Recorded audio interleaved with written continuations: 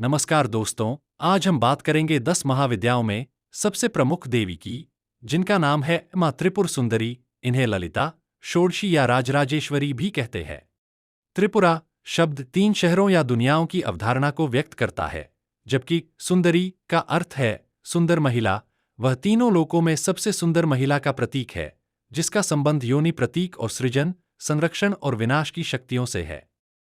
उन्हें त्रिपुरा के रूप में जाना जाता है क्योंकि उनके मंत्र में अक्षरों के 3 समूह हैं। उन्हें त्रिपुरा इसलिए भी कहा जाता है क्योंकि वे ब्रह्मा, विष्णु और शिव में ब्रह्मांड के निर्माता, संरक्षक और विध्वंसक के रूप में प्रकट होती हैं। शक्तिवाद में श्रीकुल परंपरा के अनुसार त्रिपुर सुंदरी महाविद्याओं में सबसे प्रमुख हैं, हिंदू धर्म की सर्वोच्च दिव्यता और श्री विद्या की प्राथमिक देवी भी हैं। त्रिपुरा उपनिषद उन्हें ब्रह्मांड की परम शक्ति के रूप में रखता है। उन्हें ब्रह्मा, विष्णु और शिव से ऊपर शासन करने वाली सर्वोच्च चेतना के रूप में वर्णित किया गया है। ललिता सहस्रनाम ललिता त्रिपुर सुंदरी और राक्षस भंडासुर के बीच हुए ब्रह्मांडीय युद्ध का वर्णन करता है, जो बुराई पर अच्छाई की जीत का प्रतीक है। यह पवित्र ग्रंथ उनकी दिव्य विशेषताओं और गुणों का विस्तृत चित्रण प्रस्तुत करता है। श्रीकुल परंपरा देवी ललिता त्रिपुरा सुंदरी के रूप में देवी की पूजा पर ध्यान केंद्रित करती है। श्रीकुल का सबसे प्रसिद्ध विद्यालय श्री विद्या है, शाक्त तंत्रवाद के सबसे प्रभावशाली और धार्मिक रूप से परिष्कृत आंदोलनों में से एक। इसका केंद्रीय प्रतीक श्री चक्र संभवतः हिंदू तांत्रिक परंपरा में सबसे प्रसिद्ध दृश्य छवि है। इसका साहित्य और अभ्यास शायद किसी भी अन्य शाक्त संप्रदाय की तुलना में अधिक व्यवस्थित है। इसके अलावा श्रीकुल अभ्यास में देवी के हर पहलू, चाहे वह घातक हो या कोमल, ललिता के साथ पहचाना जाता है। श्रीकुल के साधक अक्सर अमूर्त श्री चक्र यंत्र का उपयोग करके ललिता की पूजा करते हैं, जिसे उनका सूक्ष्म रूप माना जाता है। श्री चक्र को या तो 2 आयामी आरेख के रूप में प्रस्तुत किया जा सकता है, या 3 आयामी पिरामिड आकार में, जिसे श्री मेरु के रूप में जाना जाता है। दक्षिण भारतीय मंदिरों में श्री चक्र या श्री मेरु स्थापित होना असामान्य नहीं है, क्योंकि जैसा कि आधुनिक साधक दावा करते हैं, इस बात पर कोई विवाद नहीं है कि यह देवी का सर्वोच्च रूप है और कुछ अभ्यास खुले तौर पर किए जा सकते हैं। लेकिन आप मंदिरों में जो देखते हैं वह श्रीचक्र पूजा नहीं है, जो आप तब देखते हैं जब इसे निजी तौर पर किया जाता है। श्री विद्या परंपरा को मोटे तौर पर 2 धाराओं में विभाजित किया जा सकता है: कौल वाम मार्ग अभ्यास और समय दक्षिण मार्ग अभ्यास।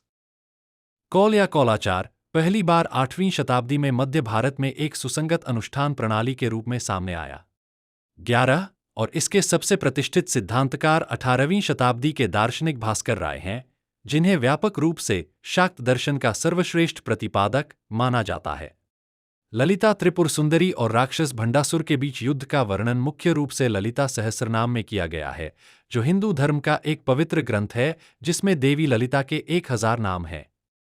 ललिता सहस्रनाम ब्रह्मांड पुराण नामक बड़े ग्रंथ का एक हिस्सा है, विशेष रूप से पुराण के उत्तरखंड में। इस कथा में भंडासुर को एक शक्तिशाली राक्षस के रूप में दर्शाया गया है, जिसने शिव से एक वरदान प्राप्त किया है जो उसे लगभग अजेय बनाता है। अपनी नई शक्तियों के साथ भंडासुर ने तबाही मचाई और दैवीय व्यवस्था को चुनौती देते हुए अपना खुद का राज्य स्थापित किया। भंडासुर द्वारा उत्पन्न बढ़ते खतरे के जवाब में शिव और विष्णु के नेतृत्व में देवता मदद के लिए ललिता त्रिपुर सुंदरी के पास जाते हैं। ललिता त्रिपुर सुंदरी दिव्य स्त्री ऊर्जा की अभिव्यक्ति हैं और उन्हें आदि पराशक्ति का अंतिम रूप माना जाता है। उन्हें अक्सर एक सुंदर और दयालु देवी के रूप में दर्शाया जाता है, लेकिन जब ब्रह्मांडीय संतुलन को बहाल करने और ब्रह्मांड की रक्षा करने की आवश्यकता का सामना करना पड़ता है, तो वह एक भयंकर और शक्तिशाली योद्धा में बदल जाती हैं। उन्हें व्यापक रूप से पार्वती या कामाक्षी के रूप में जाना जाता है। ललिता और भंडासुर के बीच युद्ध को ललिता सहस्रनाम में एक ब्रह्मांडीय टकराव के रूप में वर्णित किया गया है, जो बुराई पर अच्छाई की जीत, अत्याचार पर धार्मिकता और दुष्ट शक्तियों पर दैवीय हस्तक्षेप का प्रतीक है। विभिन्न हथियारों और शक्ति के प्रतीकों से सुसज्जित देवी भंडासुर और उसकी राक्षसों की सेना के साथ भीषण युद्ध में शामिल होती हैं। अपने असाधारण पराक्रम और अपने दिव्य साथियों और अभिव्यक्तियों की सहायता से ललिता भंडासुर को हरा देती है और ब्रह्मांडीय सद्भाव को बहाल करती है। ललिता सहस्रनाम न केवल युद्ध का वर्णन करता है, बल्कि ललिता के दिव्य गुणों और पहलुओं पर भी प्रकाश डालता है। दिव्य प्रेम, कृपा, शक्ति और ज्ञान के अवतार के रूप में उनके महत्व पर प्रकाश डालता है।